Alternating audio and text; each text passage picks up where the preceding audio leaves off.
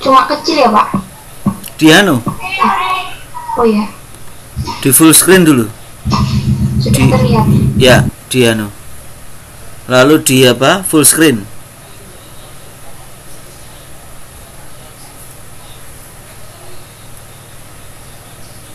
Ya, deh. Oke, silakan. Selamat siang teman-teman dan Pak Risto. Kami dari kelompok 4 yang beranggotakan Asep Fron, Angela Merici, Edward Agustinus, Gregorius, dan Lydia Desi akan mempresentasikan terkait hal ini, yaitu yang pertama paham perkawinan Paus Leo XIII yang akan dipresentasikan Angela Merici, perkawinan menurut Pius XII oleh saya sendiri, paham perkawinan Paus Pius XI oleh Bang Asep, lalu yang keempat paham perkawinan dalam Konsili Vatikan II oleh Edwin, Gregorius Edwin. Silakan Angel.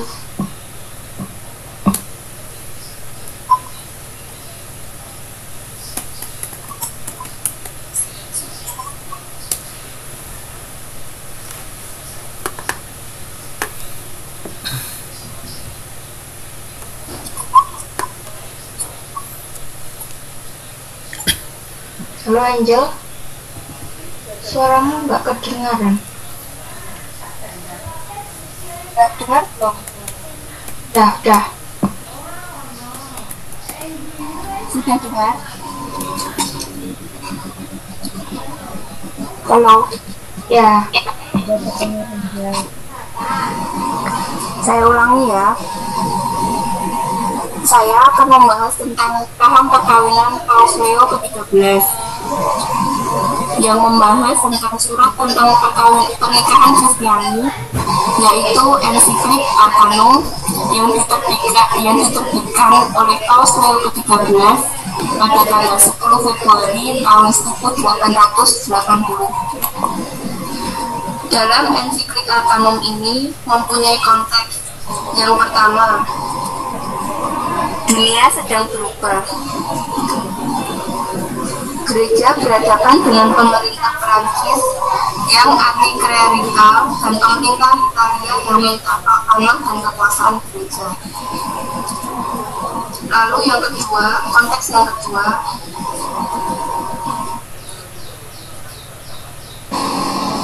yang kedua, tentang sosio budaya.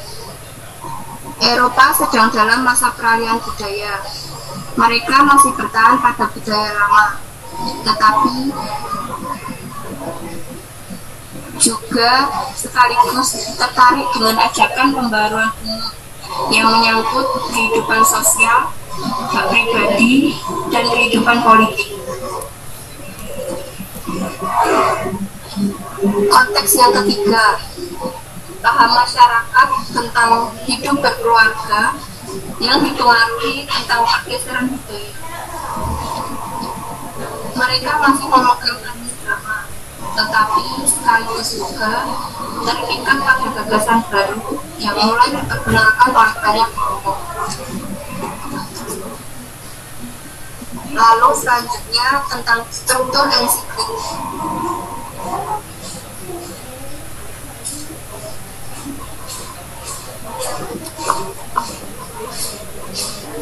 Dalam struktur ensiklik ini dibagi menjadi dua, yaitu ajaran teologis dan pastoral.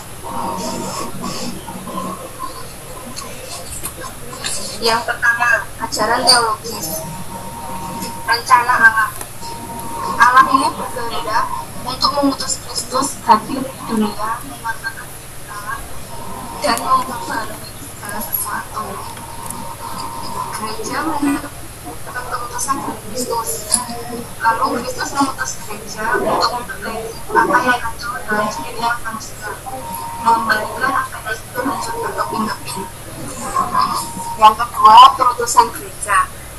Di sini gereja berperan sebagai mengajar dan menyediakan segala sesuatu yang dapat membantu supaya kehidupan berjalan dengan baik sesuai dengan kehendak Allah. Selanjutnya yang ketiga, tentang asal usul perkawinan.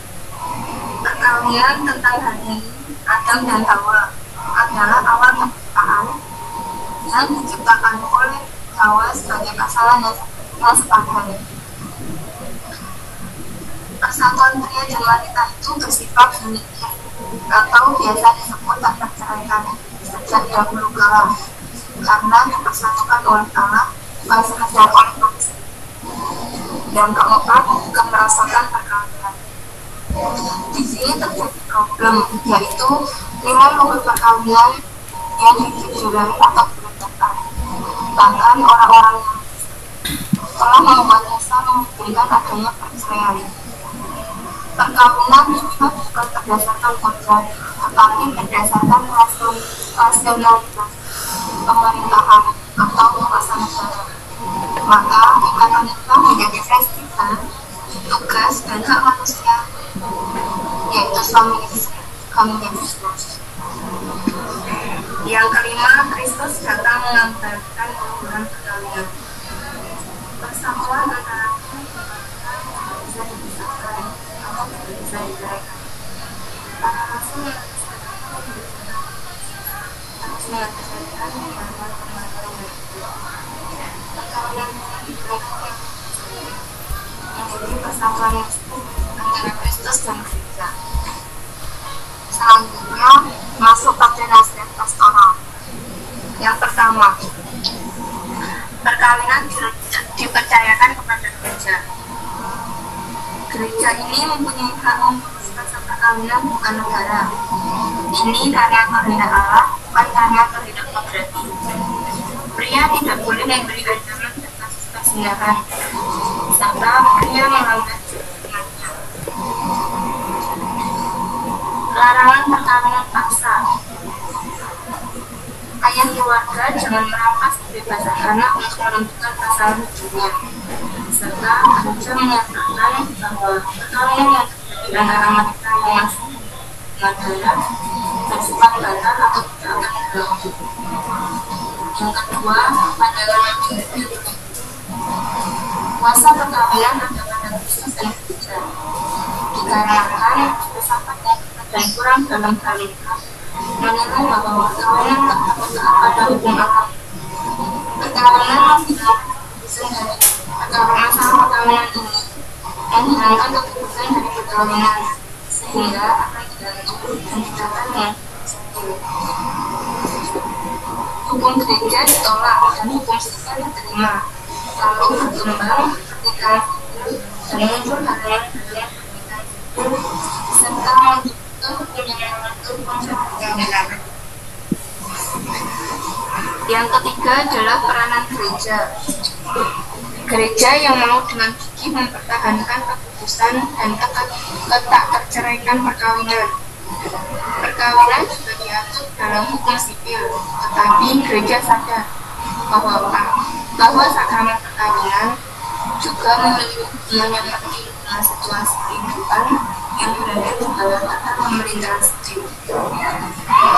Umat harus belajar tentang pemahaman bahwa perkawinan adalah bukan atas kehendak manusia, tetapi atas kehendak Allah. Tidak terlihat dalam dan perkawinan adalah sakramen yang sudah ditentukan dalam gereja.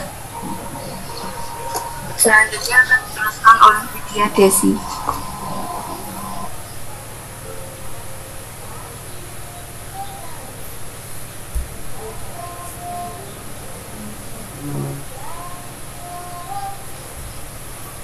Ya, saya akan menjelaskan perkawinan menurut Pius XII terkait pidato di hadapan bidan Italia.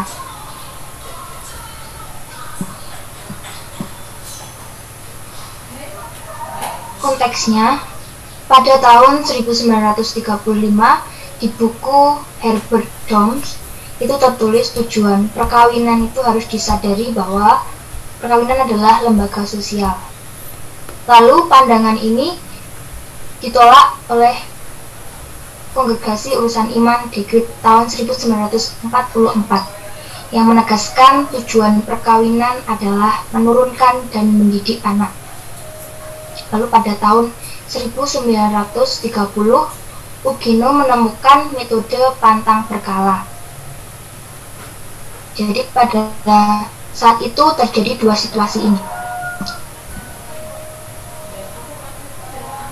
Lalu di pendahuluan ini saya menampilkan sebuah gambar. Ini adalah bidan dan seorang bayi. Nah, menurut teman-teman di sini ada pertanyaan, apa tugas bidan? Apa sih tugas bidan itu? Mungkin teman-teman bisa menjawabnya secara spontan. Apa tugas dari bidan?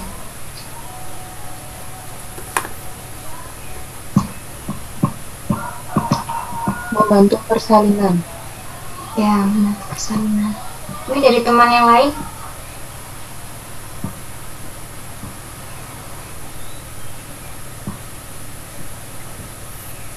Membantu saat posyandu. Membantu saat posyandu. Membantu menjaga kesehatan ibu dan anak. Ya, lagi mungkin Mengetahui perkembangan bayi. ya. Jadi bidan ini, ya masih ada lagi mungkin dari teman-teman.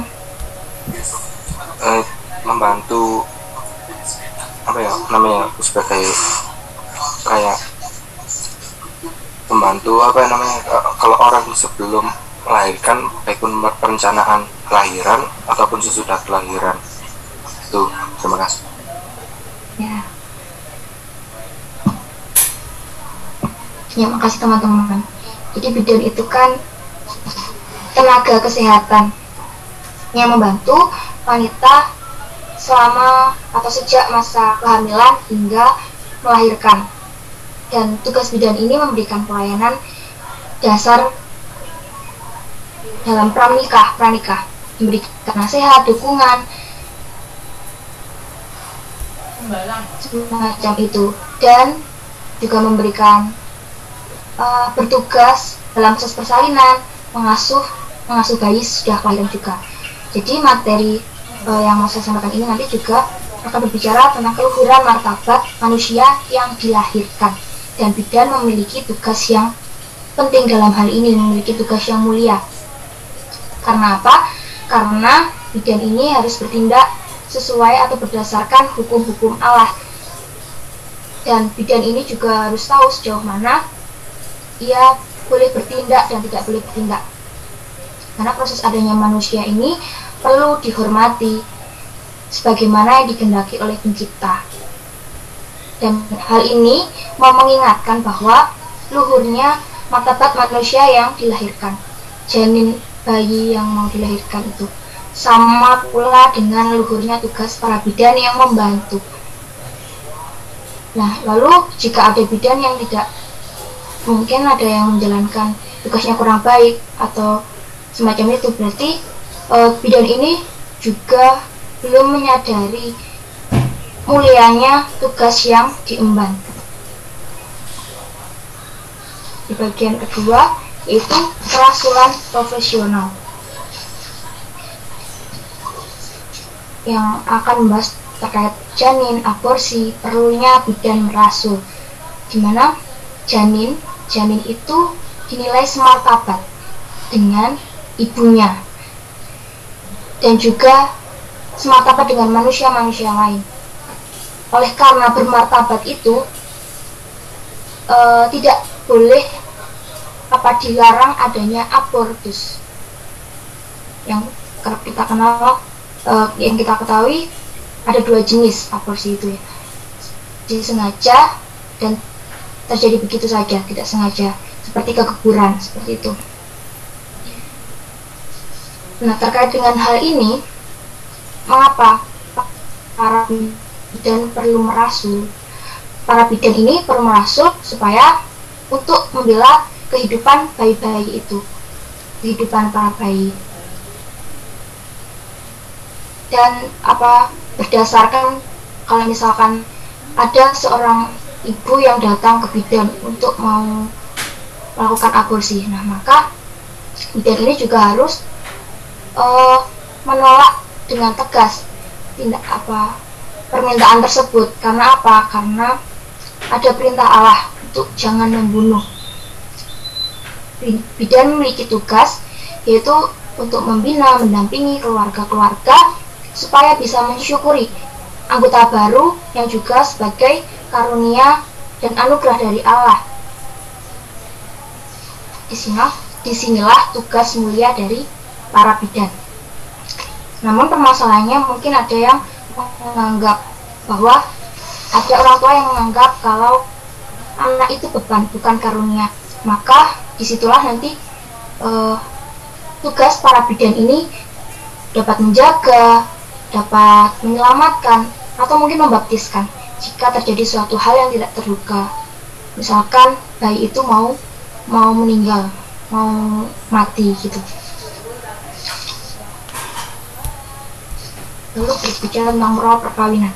Kesediaan melahirkan anak merupakan tuntutan kodrati bagi penggunaan hubungan seksual dan merupakan kerjasama dengan Allah sendiri. Jadi hubungan seksual yang bermoral itu bersifat prokreatif, open to life.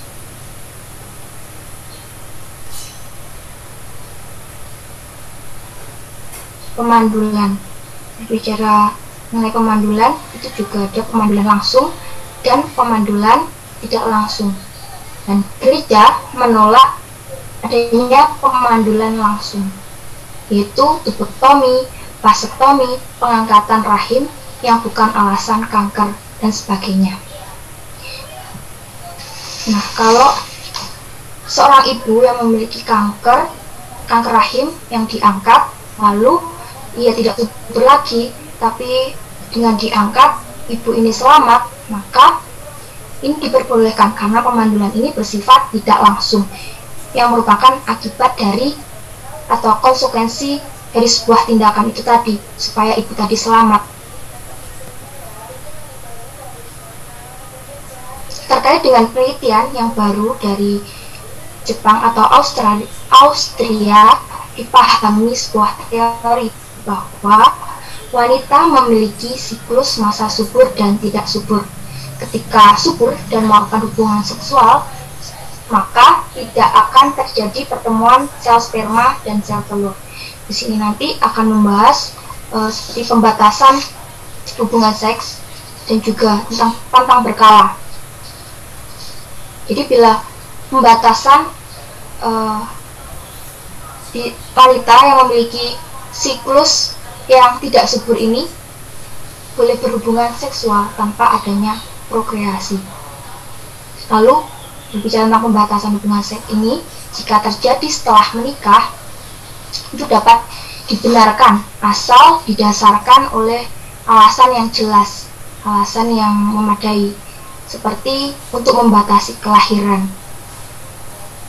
Lalu yang kedua ini pembatasan hubungan seksual yang hanya pada saat tidak subur, dapat dibenarkan apabila ada alasan yang berat seperti indikasi medis, eugenik, ekonomis, sosial, seperti itu. Kalau misalkan indikasi medis itu, misalkan kalau ibu itu terus hamil, jika diteruskan hamil maka itu akan berdampak buruk, misalkan ibunya meninggal, seperti itu. Itu dibenarkan kalau pembatasan hubungan seksual itu dibenarkan kalau dengan alasan yang berat seperti itu, salah satunya. Oke. Nah,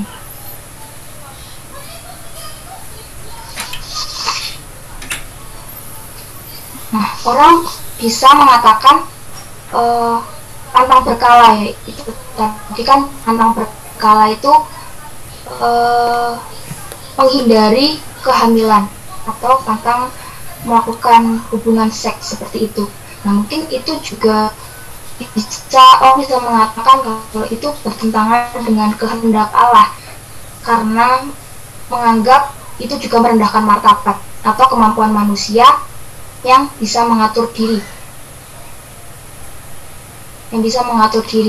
Tapi gereja mendorong adanya pantang berkala ini, pantang menghindari kehamilan dibanding melakukan aborsi, karena aborsi itu juga melanggar perintah Allah yang jangan membunuh itu, dan juga dilarang menggunakan alat kontrasepsi juga. Maka hubungan seks yang baik secara moral itu tidak hanya sekedar untuk memuaskan nafsu saja, tapi juga terarah pada tujuan primer keturunan dan sekunder genitif. Jadi tujuan perkawinan itu juga untuk kesejahteraan suami istri, untuk menurunkan dan mendidik anak itu tadi. Dan moral seksual itu bersifat open to life. Tidak boleh melakukan aborsi, tidak boleh menggunakan alat kontrasepsi, dan gereja menganjurkan pantang berkala. Ya, sekian dari presentasi saya, bisa dilanjutkan oleh Bang Asep. Terima kasih.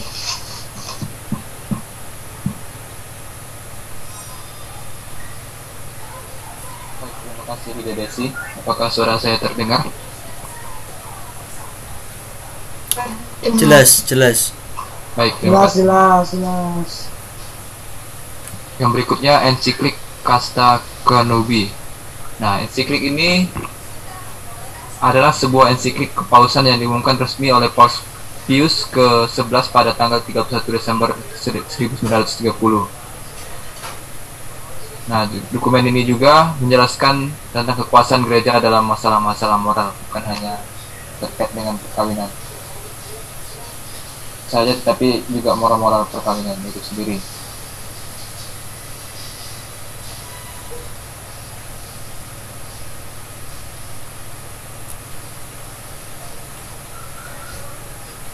Nah, ini kata-kata yang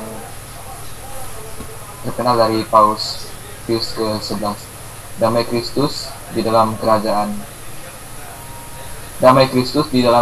Kristus. Jadi intinya Kristuslah yang memberikan kedamaian itu.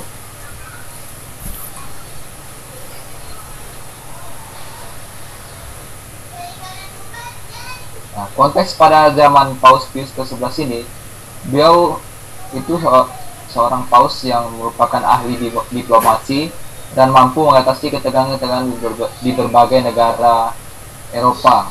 Nah, ensiklik ini juga meneruskan ensiklik Arcanum dan juga merupakan peringatan 50 tahun ensiklik Arcanum.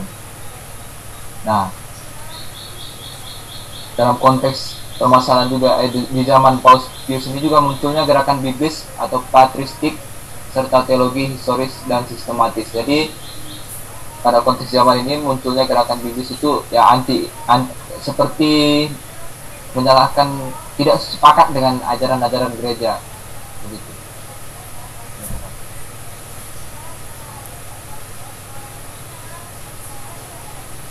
Nah, strukturnya sendiri terdiri dari pendahuluan, perkawinan adalah sebagai lembaga ilahi. Ciri-ciri perkawinan itu yang ada di dalamnya terdiri dari pengantar, keturunan, pembahasan keturunan, kesetiaan suami istri, sifat tidak terceraikan dari perkawinan itu. Yang selanjutnya ada kesesatan melawan perkawinan. Nah, yang di dalamnya berisi pengantar, melawan keturunan, melawan kesetiaan suami istri, melawan keutuhan perkawinan. Jadi di dalam konteks zaman itu bagaimana sih gereja menghadapi ini. Nah, kembalinya ke rencana ilahi. Nah, yang di dalamnya berisi terkait dengan rencana ilahi atas perkawinan, ajaran gereja tentang perkawinan, dan usaha-usaha pastoral dalam perkawinan.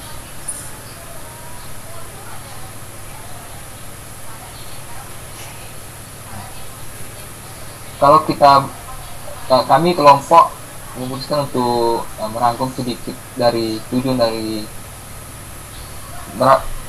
isi dari ensiklik Castità Nubi, namun selebihnya mari kita diskusikan bersama di dalam forum pertanyaan nantinya. Nah, dengan isinya itu dengan tegas menolak semua usaha pencegahan kehamilan.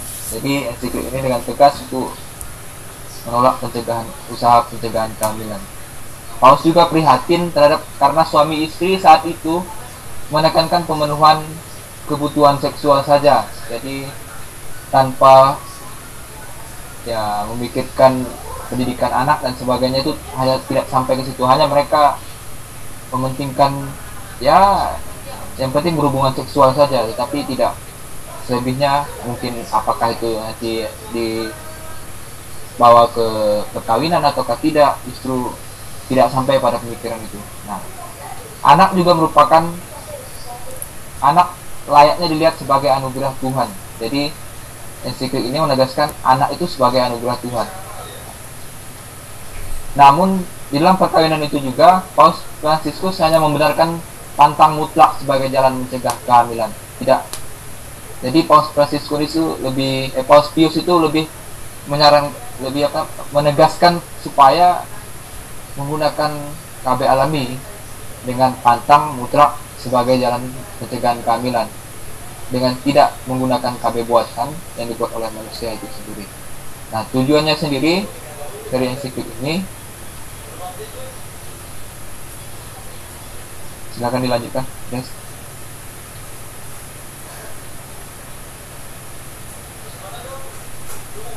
Halo, Des. Ya. Tujuan yang pertama itu kodrat dan keluhuran perkawinan Kristen itu sendiri. Jadi tujuan ensiklik ini supaya gereja itu menyadari bahwa kodrat dan keluhuran perkawinan dari Kristen itu betul-betul dari Allah itu sendiri. Ensiklik ini juga bertujuan untuk memberi manfaat bagi kehidupan keluarga dan masyarakat. Jadi bukan hanya keluarga saja yang diberi manfaat, tetapi juga masyarakat secara luas, supaya dunia ini tidak istilahnya amburadul dengan adanya perkawinan yang tidak teratur, mungkin pendidikan anak yang tidak, mungkin pengaturan kehamilan yang saya kira dengan menggunakan KB itu juga pembunuhan dan sebagainya itu sudah terjadi sejak dilahirkan, itu kelemahan dari KB buatan.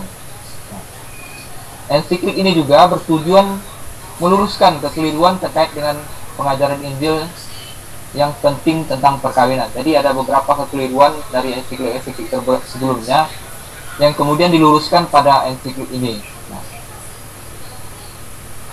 Nah, ensiklik ini juga bertujuan melawan pandangan yang dari persatuan perkawinan itu, jadi persatuan antara kedua pasangan, dan juga persatuan pasangan itu dengan Allah, manusia dengan Allah itu sendiri. Begitu teman-teman dari ensiklik ini. Selebihnya saya mengajak teman-teman, mari kita berdiskusi bersama di forum pertanyaan. Terima kasih, saya lanjutkan kepada Edwin.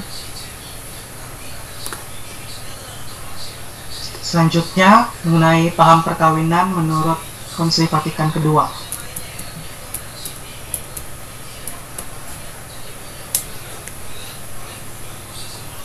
Nah, pada konteksnya antara tahun 1951 sampai dengan 1962, ajaran gereja mengenai perkawinan praktis meneruskan pandangan Paus Pius ke-12, dan tujuan pertama perkawinan adalah melahirkan dan mendidik anak.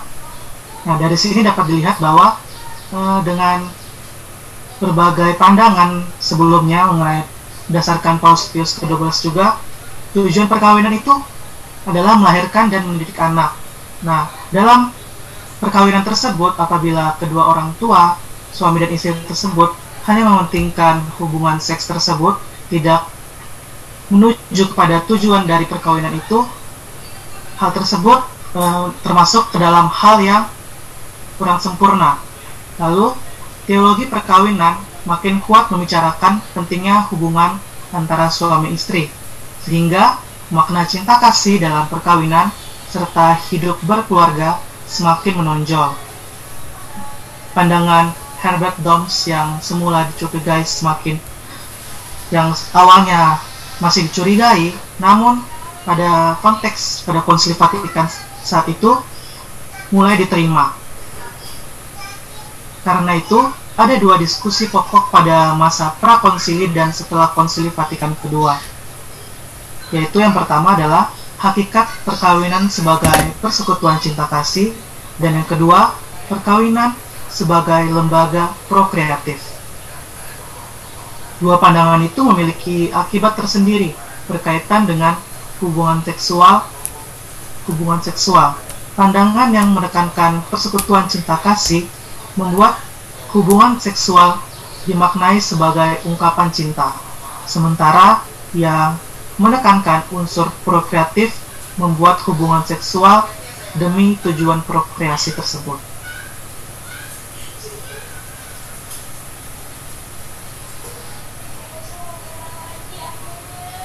Lalu, menurut Gaudium et Spes pada artikel 47, di mana perkawinan dan keluarga dalam dunia zaman sekarang.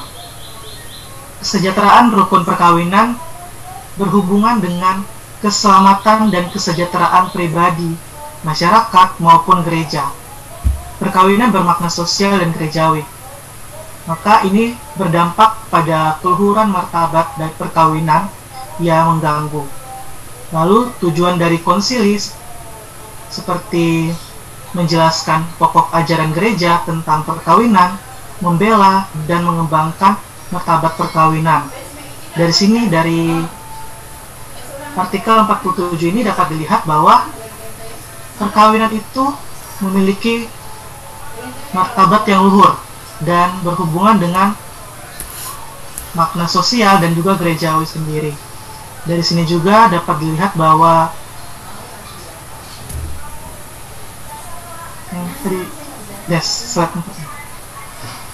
lalu pada tujuan konsili seperti menjelaskan pokok ajaran sosial gereja ini, dapat dilihat bahwa tujuan dari perkawinan itu baik antara memiliki keturunan, namun dari memiliki keturunan itu sebenarnya kedua orang tua tersebut harus juga mengemban tugas, yaitu mendidik anaknya tersebut. Selanjutnya, artikel ke-48 tentang kesucian perkawinan dan keluarga. Nah, persekutuan hidup dan kasih suami istri dibangun atas dasar janji atau persetujuan yang tak dapat ditarik kembali. Nah, di sini dapat dilihat bahwa pernikahan atau perkawinan itu tidak sembarangan saja asal mengungkapkan cinta dan kasih sayang. Namun, hal tersebut harus diungkapkan berdasarkan ajaran gereja, di mana dari kontrak antara suami dan istri tersebut, mereka harus diikat oleh janji suci, di mana janji suci tersebut diungkapkan pada saat mereka melangsungkan pernikahan tersebut di depan Tuhan sendiri, atau di depan umat saat melangsungkan pernikahan tersebut. Tujuan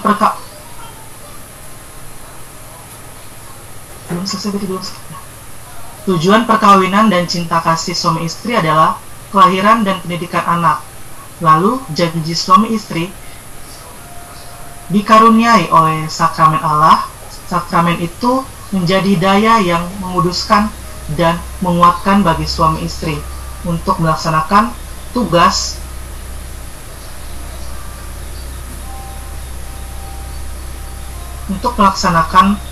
mereka dalam mewujudkan martabat sebagai suami istri. Lalu suami istri memiliki tugas, yaitu memberi pendidikan, namun pendidikan yang termasuk adalah pendidikan keagamaan. Maka dalam perkawinan tersebut, orang tua harus bisa mendidik anak tersebut, khususnya dalam mendidik anak dalam keagamaan. Entah mereka menikah secara bersama dalam agama yang dianut walaupun agama yang berbeda. Maka di dalam suami istri hadirlah sang penyelamat dan gereja yang sesungguhnya.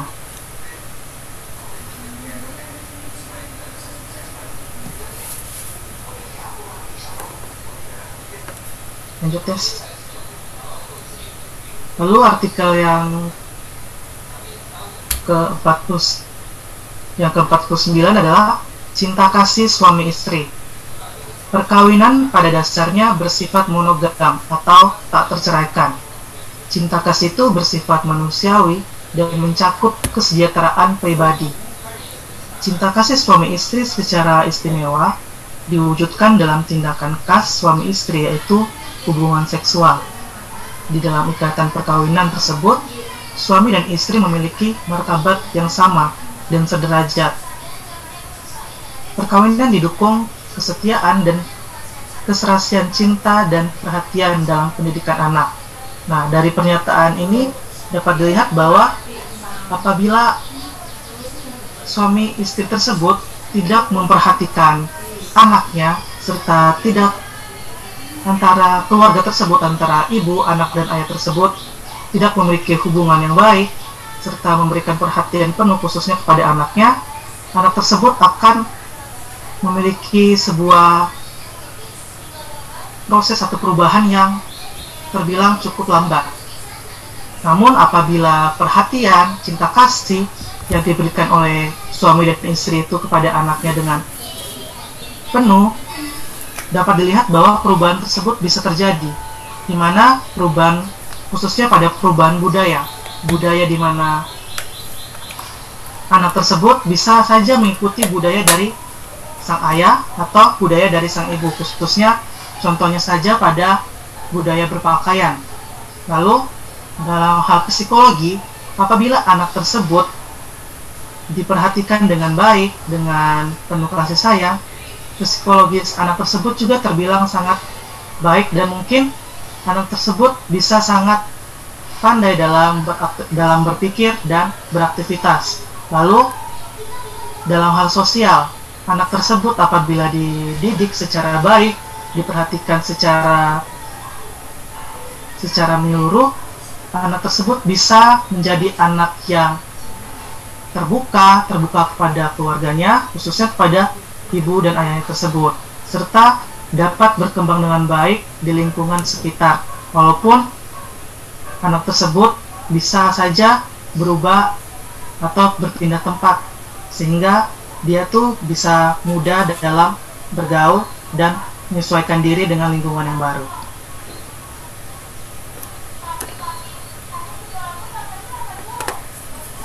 Artikel yang ke-50 tentang kesuburan perkawinan. Dari sejak semula, perkawinan dan kasih suami istri terarah pada keturunan serta pendidikannya. Tujuan perkawinan tidak perlu menjadi pertentangan, tetapi penting untuk dilihat bahwa tujuan perkawinan yaitu keturunan. Lalu, perkawinan bersifat open to life. Keturunan tidak menjadi prasyarat sah dari perkawinan itu sendiri. Nah, kalau demikian, ketiadaan keturunan tidak memudarkan dan merendahkan nilai luhur perkawinan. Nah, pernyataan ini artinya adalah apabila pasangan suami istri tersebut sudah menikah, sudah berhubungan, namun tidak memiliki anak, itu tidak memudarkan atau merendahkan nilai luhur dari perkawinan suami istri tersebut.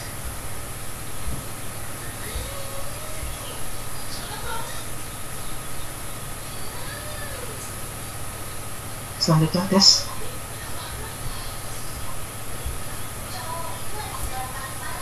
Udah. Artikel 51, penyelarasan cinta kasih suami istri dengan sikap hormat terhadap hidup manusia. situasi kehidupan sering membuat keluarga tidak mampu dan mengizinkan adanya tambahan anak. Seringkali kesetiaan hidup suami istri digoyahkan. Nah, digoyahkan ini bisa saja dengan relasi antara suami dengan istri tersebut. Apabila di saat suami berangkat bekerja, memiliki relasi bukan saja dengan istrinya sendiri, dengan anaknya sendiri dan keluarga itu, namun memiliki relasi dengan dengan orang-orang di sekitar tempat kerjanya tersebut. Tidak menutup kemungkinan hidup suami istri tersebut bisa tergoyahkan. Dan bila kemesraan keluarga terputus, sering terjadi nilai kesetiaan dan kesejahteraan anak dibahayakan. Nah, kesejahteraan yang dibahayakan ini contohnya pada saat adanya pertikaian antara suami dan istri tersebut, di mana apabila kedua orang tuanya tersebut bekerja dari pagi sampai malam, hal tersebut bisa membuat pertama anak itu berpikir bahwa dia tidak dihiraukan, tidak diperhatikan secara penuh, dan ia berpikir bahwa kedua orang tuanya tidak menyayanginya. Namun pada kenyataannya hal tersebut dapat dilihat kembali bahwa orang tuanya sendiri yang bersifat yang menyikapi bahwa pekerjaan lebih penting daripada mendidik anaknya tersebut.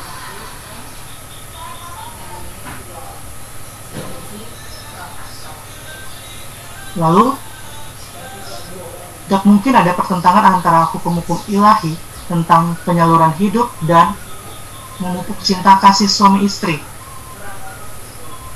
Yang kedua, prokreatif dan unitif tidak bertentangan. Cara-cara dalam mengatur keturunan tidak boleh menempuh cara-cara yang ditolak magisterium, di mana seperti menggunakan KB buatan. Maka dalam artikel 51 ini hendaknya semua saja menyadari bahwa hidup manusia dan tugas menyalurkannya tidak terbatas pada dunia ini melulu, pun tidak dapat diukur dan dimengerti hanya dengan itu saja, melainkan selalu menyangkut tujuan kekal manusia itu sendiri.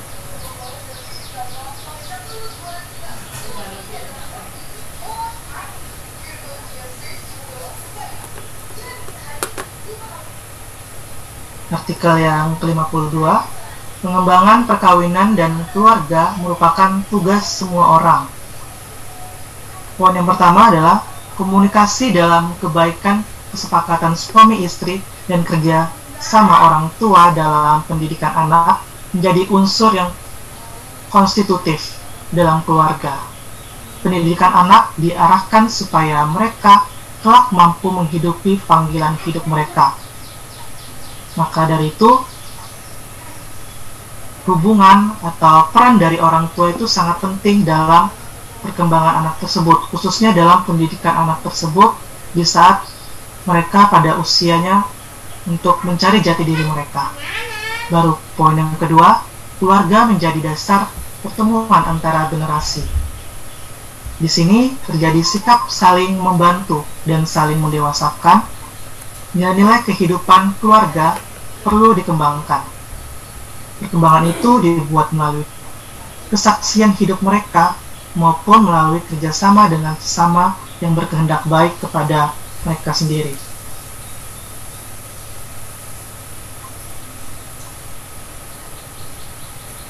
Sekian presentasi dari kelompok kami. Terima kasih. Baik, terima kasih kelompok untuk presentasinya. Selanjutnya kita buka untuk kelompok penanggap untuk mengajukan diskusi, pertanyaan, tambahan, dan segala macamnya. Silakan. Siapa dulu?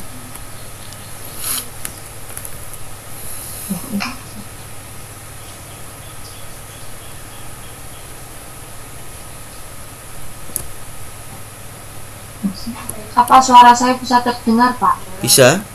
Ya. Saya mau tanya, kan dalam pidato Paus Pius yang ke-11 dikatakan bahwa pembuahan buatan 12 dikatakan bahwa pembuahan buatan dilarang oleh gereja. Lalu bagaimana jika orang tua sudah terlanjur melakukan pembuahan buatan yang awalnya memang tidak tahu jika hal tersebut dilarang oleh gereja? Apakah anak dari hasil pembuahan buatan itu disebut sah atau tidak sah gitu Pak? Oke. Terus yang kedua kan saya kan itu Pak pernah sering dengar Ya. kayak hamil anggur terus dikiret seperti itu Pak. Nah tadi kan di pembahasan ada tentang para bidan bertindak sesuai dengan hukum Allah. Para bidan juga harus tahu mana yang boleh dilakukan dan mana yang tidak boleh dilakukan. Lalu bagaimana tanggapan kelompok atas kasus jika ada seorang ibu yang mengalami hamil anggur dan harus dikiret? Apakah hal ini tidak menjadi bertentangan dengan hukum Allah gitu Pak? Terima kasih.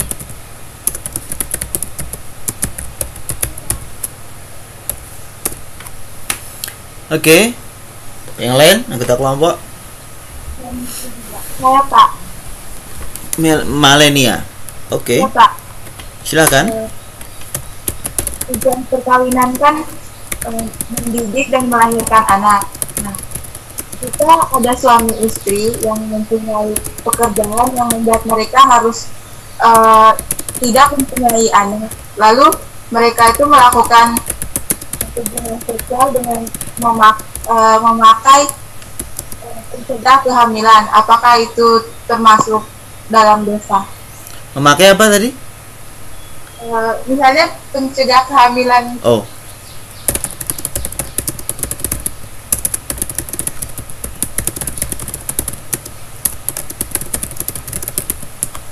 Oke, next.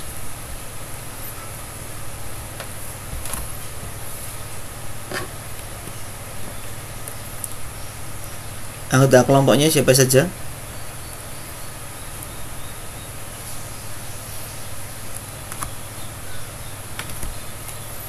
Saya Pak. Yuk. Mudah-mudahan suara saya jelas ya. Jelas. Yang ingin saya tanyakan, di sini kan kita bicara soal perkawinan, lalu pengaturan kehamilan, lalu soal bagaimana hidup suami istri. Nah, lalu yang terjadi sekarang itu kan banyak sekali persoalan-persoalan yang terjadi. Apabila ada persoalan-persoalan yang baru yang terjadi dalam kehidupan sekarang ini, kemungkinan kan kita harus menjelaskan dan juga bisa memaparkan dari pemikiran-pemikiran para paus ini tentunya. Apalagi soal Santo Agustinus mengatakan soal kesetiaan, lalu tanggung jawab, dan juga bagaimana bertahan dengan suami istri. Nah, untuk kasus perceraian sendiri yang saya pahami sampai sekarang itu Pak, ada banyak sekali persoalan yang terjadi yang membuat suami istri itu tidak bisa bertahan. Nah, ada pula kemungkinan bahwa selama ini itu gereja mungkin kurang memberi pemahaman tentang ini. Nah, untuk kelompok sendiri kira-kira bagaimana cara kalian ke depannya agar hal-hal yang semacam ini itu dapat bisa sampai ke masyarakat dan juga khususnya masyarakat gereja ya, sehingga mereka juga bisa memahami dan juga bisa menangkap bahwa perkawinan itu sesuatu yang ibaratnya sehidup semati, jadi tak terpisahkan begitu. Karena selama ini kan tak terpisahkan itu ya hanya diucapkan di gereja, atau begitu praktek di kehidupan sehari-hari nyatanya masih aja hanya gara-gara sepele misalnya. Begitu Pak. Oke. Thank you. Ada lagi? Sama-sama Pak. Yang lain? Anggota kelompok yang lain? Saya pengen bertanya. Ya, silakan.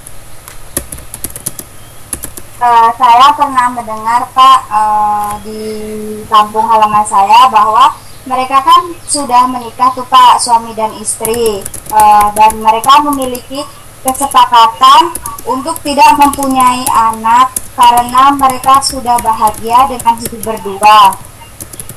Lalu bagaimana tanggapan kelompok terkait dengan pertanyaan tersebut?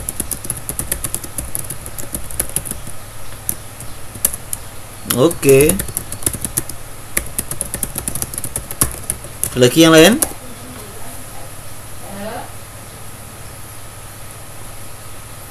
Ada lagi?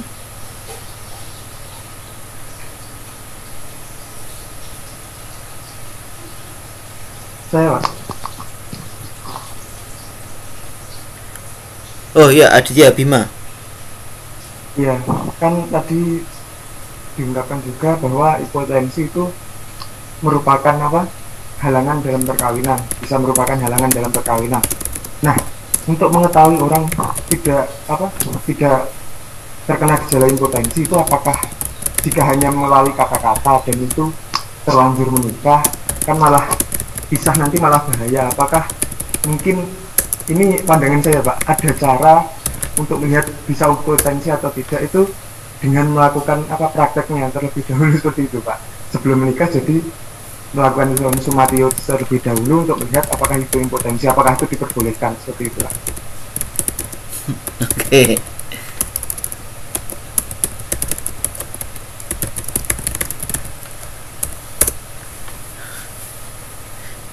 Ada lagi di kelompok? Cukup?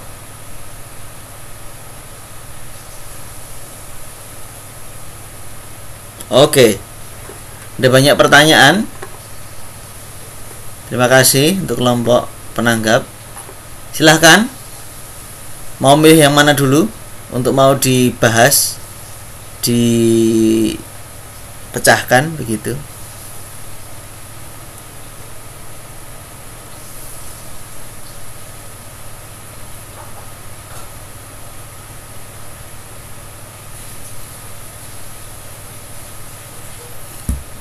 Silakan. Asep, Desi, Angela, Merici, Edwin. Mau milih mana dulu yang mau dijawab? Silakan. Baik Pak, saya akan menjawab pertanyaannya dari saudara Ronald. Oke. Ya, perkawinan, pengaturan kehamilan dan hidup sebagai suami istri yang tentu terjadi banyak persoalan. Apabila persoalan-persoalan yang baru terjadi, maka kita harus menjelaskan memaparkan ajaran Paus ini. Nah, ada banyak kejadian yang membuat suami istri bertahan dalam perceraian. Nah, terus bagaimana ajaran seperti ini bisa disampaikan? Yang kita bahas pada hari ini bisa disampaikan sehingga mereka paham terkait dengan perkawinan itu. Ya, tentu jawaban simpel sih kalau menurut saya. Ya, solusi yang utamanya itu ya gereja melalui katekisnya tentunya akan memberikan pendampingan. Nah, pendampingannya itu tugas katekis itu. Katekis harus mampu mengkreasikan inovasi-inovasi baru yang bisa membuat terobosan di tengah gereja itu, di tengah masyarakat gereja itu sendiri, sehingga pemahaman-pemahaman terkait dengan perkawinan seperti ini bisa dipahami oleh masyarakat gereja itu sendiri. Nah, namun di balik itu tentunya di kursus perkawinan juga sudah pasti ditegaskan oleh gereja terkait dengan bagaimana sih perkawinan dan ajaran-ajaran perkawinan itu dan moral-moral perkawinan itu sendiri gitu. Silakan yang lain kalau mau menambahkan.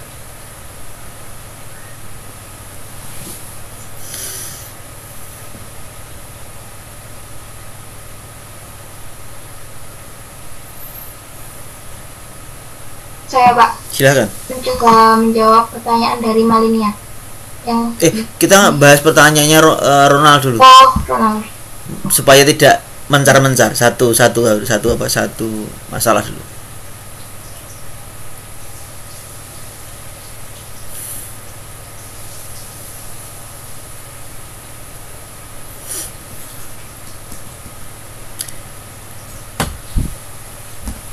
Yang lain, yuk.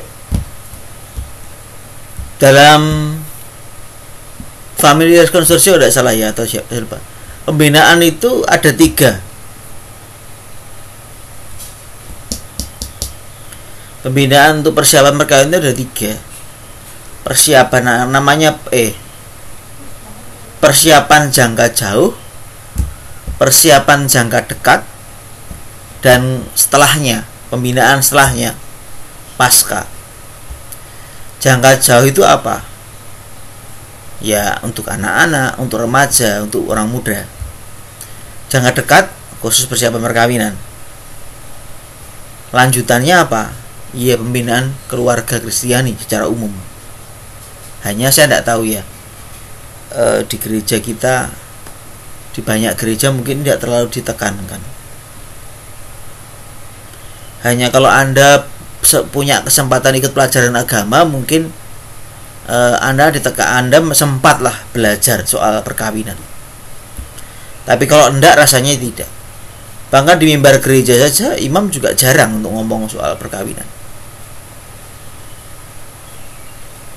Ini problemnya, Ronald. Kita menghadapi situasi bahwa kita ini kurang dalam bidang kerigma. Ya, kita itu terlalu kuat pada bidang liturgi, lupa dengan kerigma, pengajaran. Katekese itu jantung. Liturgi itu hanya bisa jalan kalau ada katekese. Ya. Tanpa katekese, liturgi tidak ada artinya. Itu menjadi sebuah rutinitas. Tapi dengan katekese, orang beriman dibantu untuk menghayati imannya. Nah, menurut saya, memang betul kata Ronald tadi. Problem perkawinan itu paling banyak dalam hidup menggereja. Justru karena paling banyak, maka menurut saya ya, kita punya tugas untuk membuat kurikulum kerigma untuk orang-orang muda, untuk anak-anak, untuk para pastor yang sudah menikah.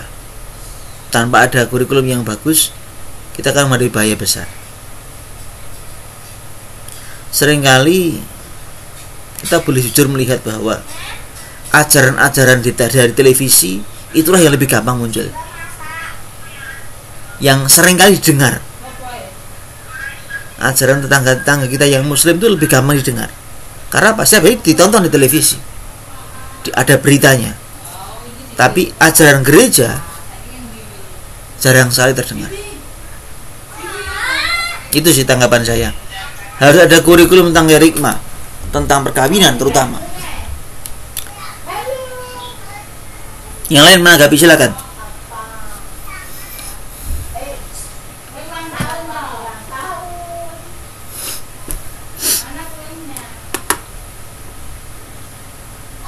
Oke, Ronaldo mungkin ada elaborasi lagi. Ronald. Saya menanggapi lagi Pak, menambahkan ya, Pak. Sebenarnya apa yang Bapak katakan tadi, sebenarnya itu pemikiran saya sih Pak. Karena kan dalam materi ini kita juga bicara soal bahwa perkawinan itu kan punya hubungan dengan sosial dan juga gereja. Artinya dengan masyarakat dan gereja. Apabila perkawinan ini bermasalah, saya berpikir bahwa akan timbul masalah di masyarakat dan juga akan timbul di gereja gitu Pak. Betul. Dan baru-baru ini juga itu muncul persoalan yang namanya perselingkuhan dan juga perceraian. Makanya saya mengatakan dalam pertanyaan tadi, kita itu bagaimana sih pandangan kita ke depan supaya hal ini itu memang bisa sampai gitu loh, bisa dipahami benar oleh orang. Ya. Ya. Dan kita harus sadar bahwa di kurikulum pembelajaran SD, SMP, SMA ini juga ada tapi tidak terlalu banyak. Satu. Yang kedua, ya, Pak, belum tentu anak-anak Katolik dapat pelajaran agama Katolik. Ya, belum betul, tentu. Nah, di gereja sendiri nggak ada kurikulumnya. Yang ada hanya kurikulum KPP, kursus persiapan perkawinan. Tapi kurikulum untuk kapan ya seorang anak atau di lingkungan dibahas sebuah katekese tentang apa itu perkawinan, apa itu keluarga, apa tugas-tugasnya, ini nggak ada. Kita hanya mungkin bahas itu kalau bulan Prapaskah atau Advent, ya kan? Tapi kita harus jujur mengatakan bahwa problem kita sekarang ini bukan itu. Sehingga kalau kita ngomong kurikulum Advent dan Prapaskah kita, kebanyakan bicaranya soal lingkungan hidup, korupsi, kolusi. Tapi keluarga ini jarang disentuh. Anak-anak PIPAUD apakah diajari tentang berkeluarga dengan baik? Tidak ada kurikulumnya. Ini yang mungkin perlu kita pikirkan ya. Bagaimana keluarga bisa ya sejak anak-anak sampai tua pun ini selalu diulang-ulang dan diperbarui kembali pembelajaran tentang ini, kerikma tentang ini.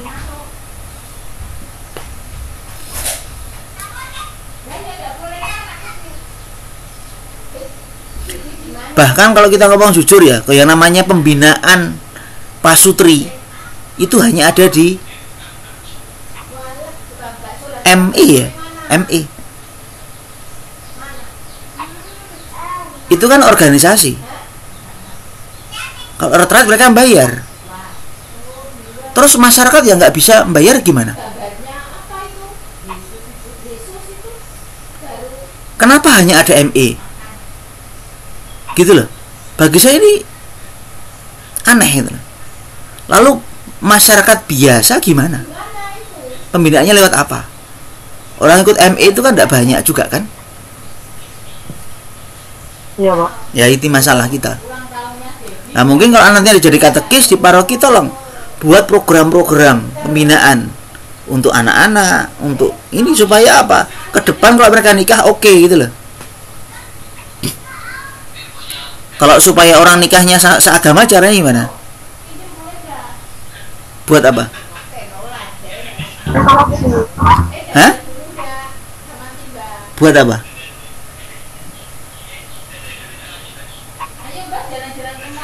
Buat jambore orang muda. Kalau Anda mau anak-anak muda nanti nikahnya dan orang yang sama-sama Katolik, buat jambore orang muda supaya waktu SMA, kuliah mereka ketemu teman-teman yang sekatolik dari paroki yang lain, dari keuskupan yang lain, kenalan, WA-an mulai. Itu kalau supaya nikahnya sama-sama dapat Katolik. Lah kalau supaya orang kalau sudah nikah pernikahannya langgeng caranya, nah ini kita belum punya. Gitu. Oke, terima kasih Ronaldo. Saya rasa ini pertanyaan panjang untuk Anda semua dan Anda harus berpikir.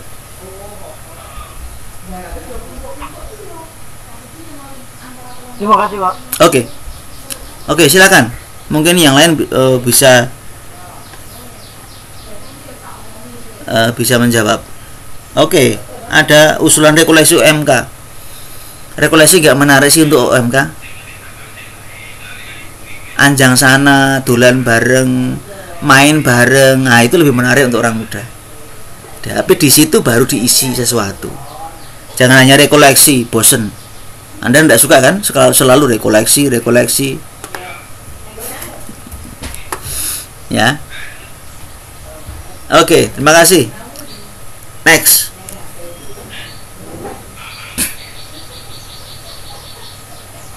Saya Silakan. mencoba menjawab pertanyaan Marinya itu, Pak. Jadi apa itu tujuan perkawinan? Mendidik dan melahirkan anak. Lalu suami istri membuat mereka harus tidak memiliki anak. Lalu mereka memakai pencegahan kehamilan. Apakah ini dosa? Nah, yang dimaksud pencegahan kehamilan itu, yang dimaksud itu dengan cara apa? Maksud kan ada yang menggunakan alat kontrasepsi. Kalau dari materi yang saya pelajari pada hari ini, topik hari ini, itu kan ada namanya pantang untuk berhubungan seks, pantang berkala itu. Kalau penggunaan alat kontrasepsi, kalau menurut perkawinan di agama Katolik itu dilarang, sebab itu menghalangi sifat keterbukaan terhadap kelahiran dari hubungan seks itu. Kecuali kalau suami istri ini melakukan pantang berhubungan seks itu berarti tidak berdosa. Itu Pak. Oke, yang lain? Pak, saya meneruskan hikmahnya Lydia Desi tadi. Iya. Pantang yang dimaksudkan oleh Lydia Desi tadi itu dimana wanita bisa menghitung dimana masa suburnya dan dimana masa keringnya. Jadi kan di perkawinan agama Katolik ada yang namanya pantang tadi. Dianjurkan oleh gereja berhubungan hanya pada saat masa subur wanita gitu. Jadi kalau misalkan menggunakan alat kontrasepsi bisa juga disebut dosa karena kan gereja tidak mengizinkan. Dengan menggunakan alat kontrasepsi juga bisa merusak kelangsungan kehidupan, juga merusak kesehatan pada wanita itu sendiri. Gitu. Ya. Terima kasih. Ada dua prinsip dasar yang harus selalu diingat. Tujuan perkawinan adalah apa? Keturunan dan mendidik anak. Unitif dan prokreatif, ya. Tujuan perkawinan ada dua. Satu, unitif, kesatuan dengan antara lain hubungan seksual itu. Lalu prokreatif, punya keturunan. Kalau dia menikah tapi nggak mau punya keturunan, ini masalah. Satu. Yang kedua, hubungan seksualitas yang bermoral itu yang bagaimana? Ada dua hal penting. Hubungan seksualitas yang bermoral itu harus bagaimana?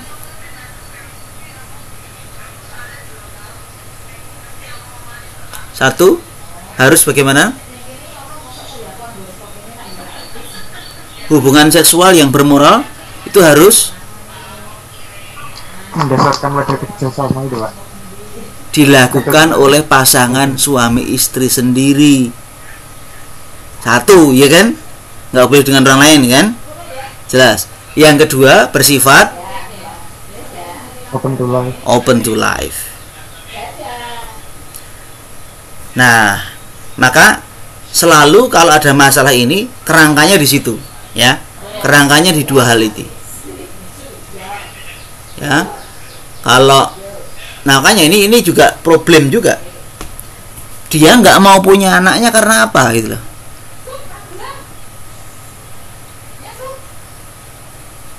Karena pekerjaannya menuntut begitu, atau karena memang nggak mau. Beda loh ya. Kalau karena pekerjaan yang tidak memperbolehkan, berarti dia mendapat paksaan dari luar. Nah, dalam kondisi itu dia tidak bermasalah. Berarti dia tidak punya keinginan, intensi untuk tidak punya anak itu loh. Dia mau, cuman dari perusahaan, dari pekerjaannya menghalangi. Paham ya? Punya area ada legal aturannya, ada aturannya. Nah, baru yang kedua bagaimana caranya? Lalu yang kedua bagaimana caranya?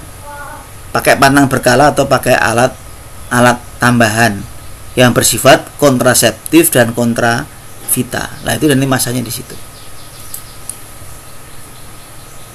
Moga-moga prinsipnya ini yang dipahami. Gimana Malenia? Oke. Pertanyaan yang lain silahkan dijawab.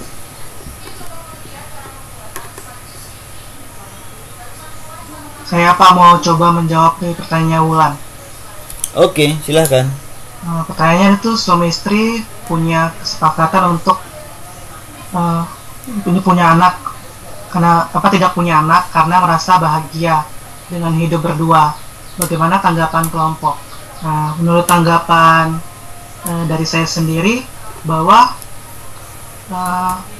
kedua pasangan suami istri tersebut, pertama, kalau menurut ajaran gereja, di mana Tuhan sendiri pada kitab Kejadian menghendaki bahwa pasangan suami istri tersebut untuk memiliki keturunan.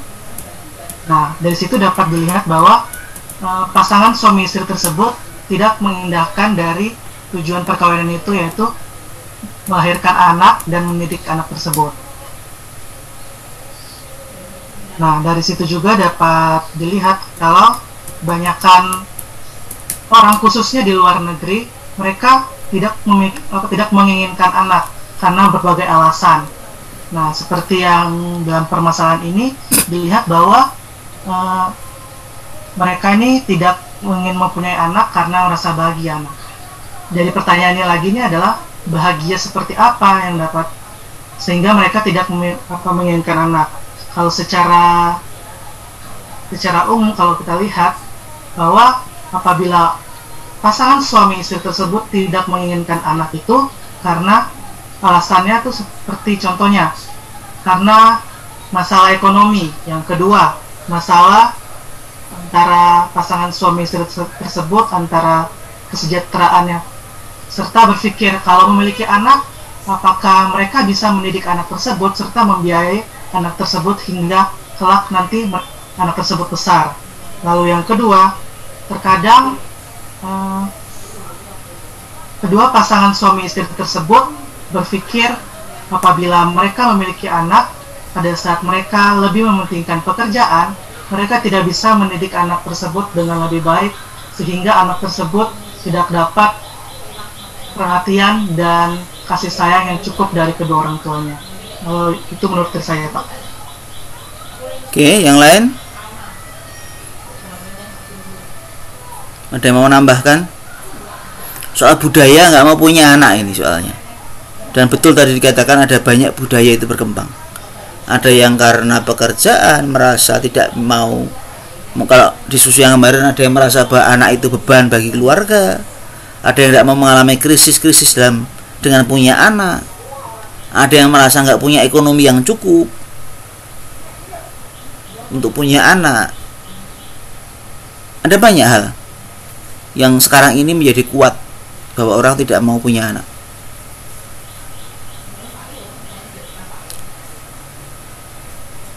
Menurut Paus Fransiskus, ya kita harus membantu para pasutri supaya mereka di tengah berbagai macam kesulitan yang ada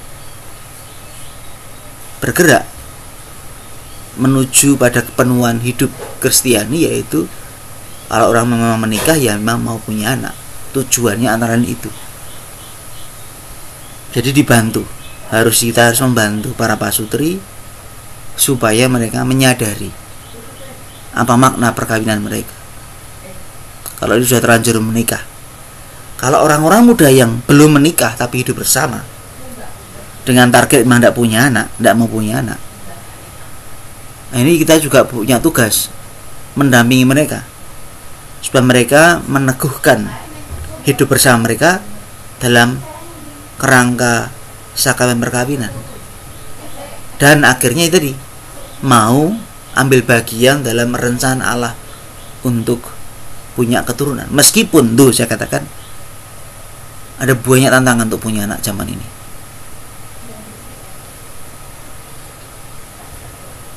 Kalau zaman dulu orang berani ya punya anak 11, punya anak 9. Sekarang orang nggak berani. Banyak yang nggak berani. Punya anak 2 aja berat, banyak orang mengatakan begitu.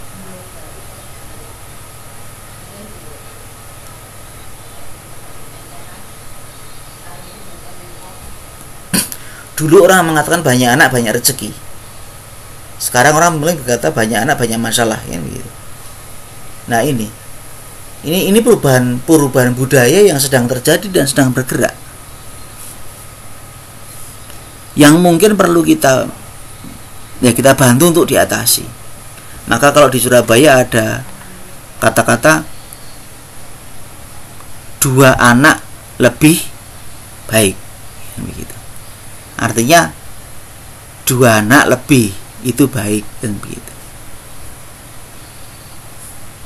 Itu term yang sering diungkapkan oleh Bapak Uskup Sutekno dan para romo di Surabaya supaya mendorong suami istri untuk punya anak lebih daripada 2. Ya tentu harus ngitung juga tadi responsible parenthood itu ya, keluarga yang bertanggung jawab itu ada ukurannya memang.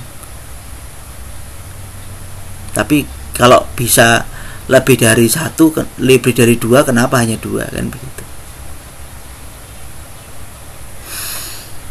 Itu kalau saya. Mari kita membantu para orang muda, para pasutri supaya kembali kepada kitohnya. Kalau orang muslim ngomong kembali ke kitohnya, kan begitu.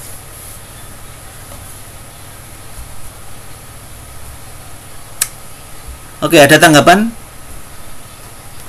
Wulan? Tidak Pak, sudah jelas. Oke. Next. Pak, saya coba menjawab pertanyaan Aditya Bimo. Silahkan. Impotensi bisa menjadi halangan perkawinan. Lalu bagaimana cara mengatasinya? Apa bisa praktek dulu biar bisa pasti konten atau tidak? Kalau menurut saya itu nggak usah praktek. Maksudnya kan kalau misalkan praktek dulu kan berarti melakukan dosa kan Pak. Kan impotensi itu bisa diketahui atau tidaknya kan bisa ke dokter kah? Maksud saya itu check up ke dokter gitu Pak. Ya maksud saya gitu. Oke, periksa ke dokter. Jadi nanti kalau Anda mau menikah coba periksa ke dokter gitu ya. Ini impoten atau enggak gitu ya. Ya check up dulu tuh Pak, kan kalau misalkan praktek dosa kalau belum sah. Oke. Daripada praktek dan itu dosa, maka mending check up ke dokter saja gitu ya. Check up ke dokter apa itu? Kulit dan kelamin. Begitu ya. Iya Pak, kan di dokter itu ada tuh Pak, cek impotensi. Kan sebelum pernikahan pun ada di kesehatan juga Pak. Itu, Pak. Ya, emang belum umum itu. Belum umum, tapi ide menarik. Artinya ini ide menarik menurut saya itu. Simple kan begitu ya. Simple. Kalau yang selama ini ada kan lebih ke vaksin ya. Vaksin TT. Untuk yang perempuan.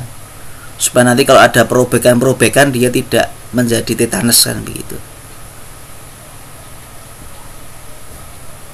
Kalau yang laki-laki belum pernah, belum ada pengecekan gitu loh.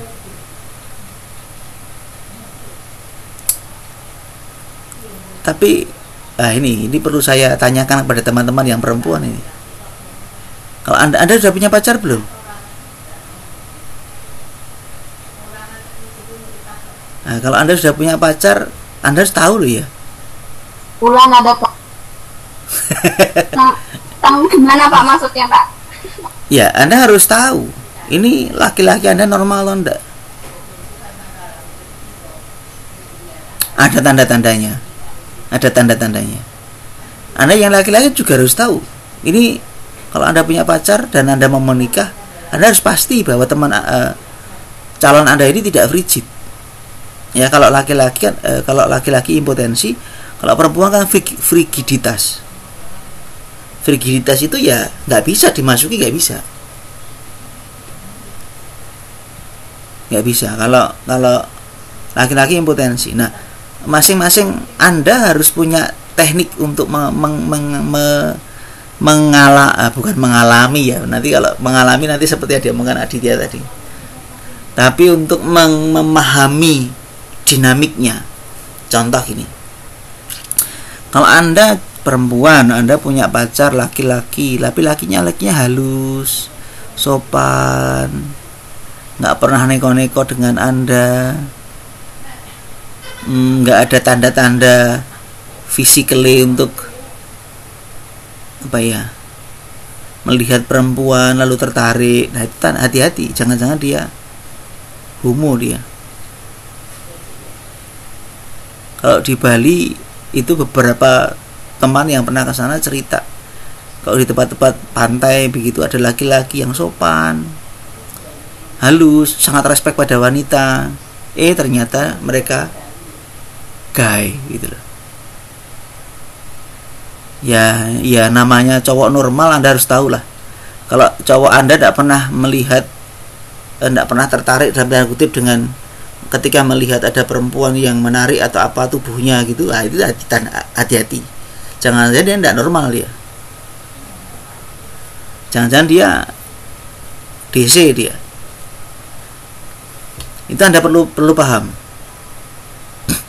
Kalau Anda laki-laki misalkan, Anda bisa melihat apakah pasangan Anda misalkan punya reaksi tubuh tertentu. Itu harus Anda juga bisa mengira-ira sebetulnya. Jangan sampai Anda salah pilih kan begitu ya.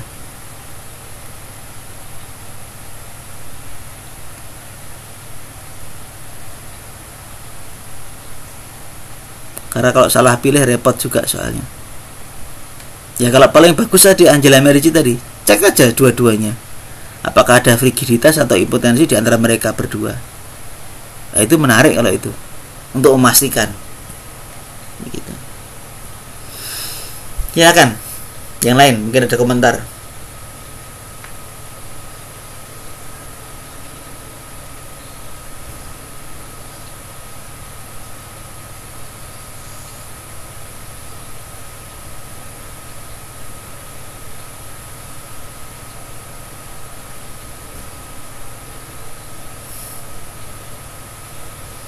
Halo. Ada komentar saudara-saudara? Bima bagaimana?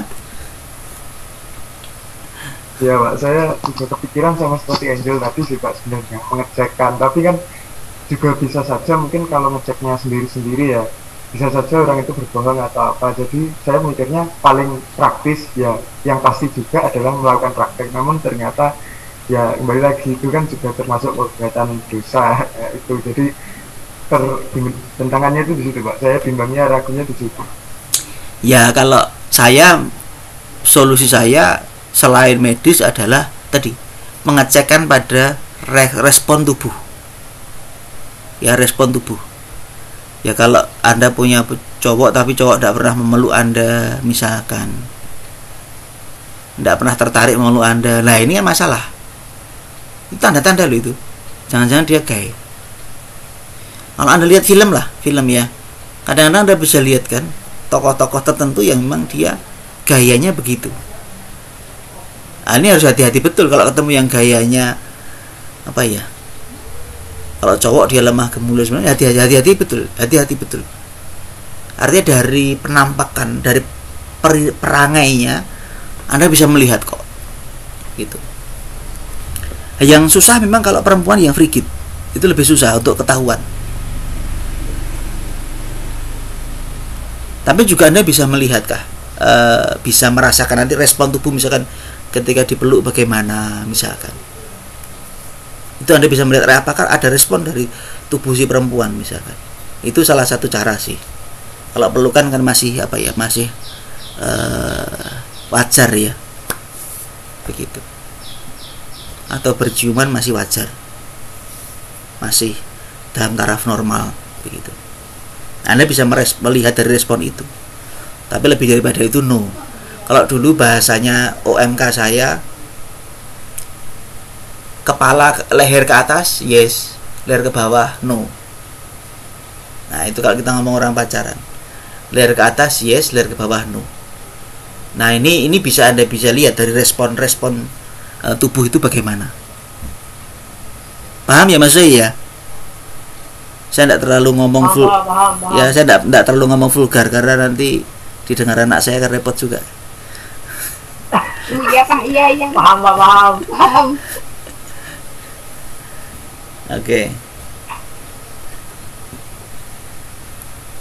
Oke, next. Saya ingin menjawab pertanyaan dari Agnes Astri. Ya. Apakah hamil anggur lalu terus terjadi dilakukan kuret, terus bagaimana tanggapan kalau ibu hamil anggur terus harus kuret tersebutnya? Jadi kita harus bedah telusik terlebih dahulu penyebab dari hamil anggur itu, apakah disengaja ataukah justru memang secara alamiah. Nah, ini kalau memang itu secara alamiah, ya gereja mau nggak mau gimana lagi, ya harus menyelamatkan kehidupan. Nah, karena memang dengan dengan misalnya dengan melakukan kuret itu untuk menyelamatkan sang ibu atau justru sang anaknya, tapi tidak mungkin sang anaknya karena kan itu sudah jadi pengikisan dan sebagainya. Nah, itu kalau secara alami penyebab awal dari kehamilan itu hamil anggur itu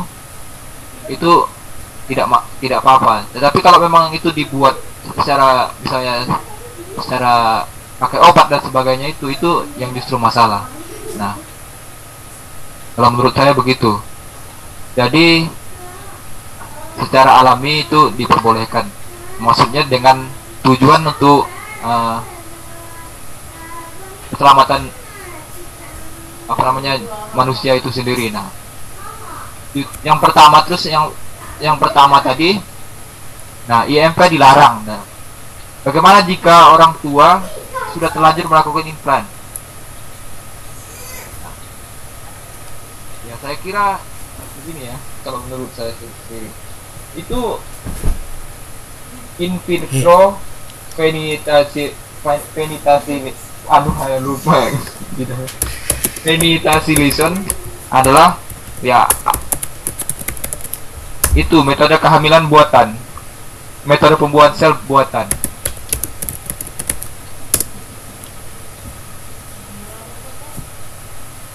Bayi tabung. Nah, jadi bayi tabung ini itu kan diangkat dari rahimnya. Nah, jika itu tujuannya untuk menyelamatkan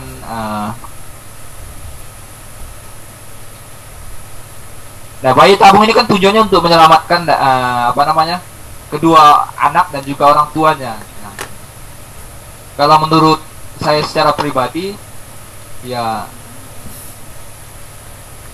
kalau tujuannya untuk menyelamatkan anak dan orang tuanya itu baik, tapi jika itu ada unsur kesengajaan, nah itu yang justru masalah kalau menurut saya. Jadi kan ada yang istilahnya nggak mau capek-capek nih atau gimana nih, akhirnya dibuat bayi tabung aja lah.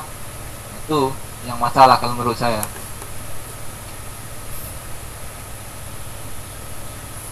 Begitu Pak. Yang lain silakan, ada yang mau ngomong menambahkan? Saya Pak. Ya. Kalau secara kedokteran kan hamil anggur itu kan dibagi menjadi dua, yaitu hamil anggur parsial dan hamil anggur lengkap. Nah, pada hamil anggur lengkap ini jaringan plasenta dan tidak normal dan membengkak serta tampak membentuk kista berisi cairan. Nah, selain itu tidak ada juga pembentukan jaringan janin. Nah, di sini dapat dilihat bahwa hamil anggur ini ada dua kemungkinan, di mana janin tidak terbentuk dan janin yang terbentuk. Namun terkadang janin yang terbentuk itu presentasi selamat atau dapat berkembang itu sangat kecil, sehingga untuk menutup kemungkinan daripada dapat masalah, khususnya dalam proses persalinan nanti, entah nanti anaknya yang lahir tapi akhirnya tidak normal dan atau ibunya yang meninggal, itu lebih baik janin yang tidak normal tersebut dihilangkan saja sehingga ibunya itu dapat selamat. Kalau menurut saya seperti itu Pak. Iya. Sorry, sekarang sudah jam 1.26. Saya jawab dua-duanya langsung ya, supaya kita bisa segera closing. Untuk hamil anggur itu kalau kasus yang pertama tadi, artinya memang tidak ada janin, itu silahkan dikiret ya. Tapi kalau ada janinnya maka juga harus hati-hati ya, supaya janinnya tetap bisa hidup. Tapi kalau misalkan karena ini kan semacam kanker hamil anggur ini. Nah, kalau hamil anggur ini diangkat, karena kalau ini sampai membesar maka membahayakan nyawa ibunya. Lalu gara-gara diangkat ini maka akibatnya terjadi abortus, karena janinnya akhirnya mati, itu masih bisa dipahami ya. Seperti kasusnya kalau rahimnya sakit, kanker rahim, lalu rahimnya diangkat supaya ibunya selamat, tapi dengan itu laku terjadi abortus karena di dalam rahim itu ternyata ada janin misalkan, ya. Ini masih bisa dipahami. Tetapi kalau kasus yang kedua parsial, di mana ada janinnya lalu plasentanya ini bisa diambil dengan janin tetap bisa selamat, nah ini bagus, gitu. Jadi tetap harus dicek ke dokter betul-betul ini masalahnya gimana, kan begitu. Kita berharap yang terjadi adalah kalau terjadi abortus itu abortusnya abortus yang tidak disengaja, begitu, ya. Oke. Agnes Sastri, pertanyaan yang pertama soal bayi tabung. Jadi kalau orang tidak bisa punya keturunan, biasanya mereka pakai bayi tabung. Kalau keluarga nggak tahu bahwa bayi tabung itu dilarang, ya sudah, tidak apa-apa. Karena kan nggak tahu ya. Kan kondisinya dia nggak tahu, ajaran gereja yang mengatakan bahwa bayi tabung itu dilarang. Nah, kalau dia tidak tahu, ya sudah. Artinya secara moral dia informasinya kurang. Maka dia juga dia bisa dikatakan bersalah, tapi juga karena dia tidak paham, maka juga dalam arti tertentu kita juga bisa memaklumi. Maka juga tidak perlu menjadi terlalu berat bagi perempuan itu. Nah, IVF sendiri oleh gereja dilarang, bayi tabung sih dilarang, karena menurut gereja cara yang baik dan natural untuk punya anak adalah melalui hubungan suami istri. Artinya dengan begitu suami istri bekerja sama dalam rencana Allah untuk ambil bagian dalam karya penciptaan.